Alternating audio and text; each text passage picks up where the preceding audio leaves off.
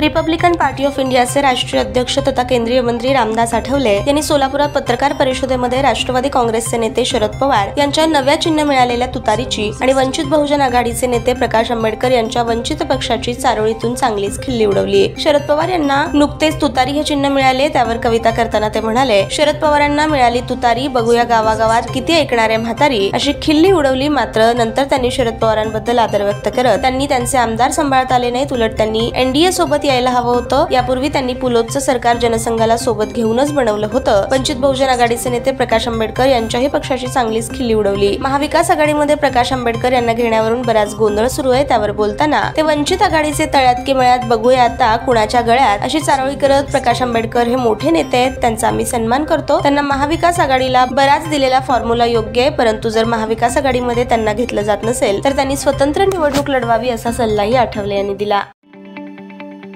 ताज्या बातम्या पाहण्यासाठी प्राईम महाराष्ट्र न्यूज चॅनलला सबस्क्राईब करा।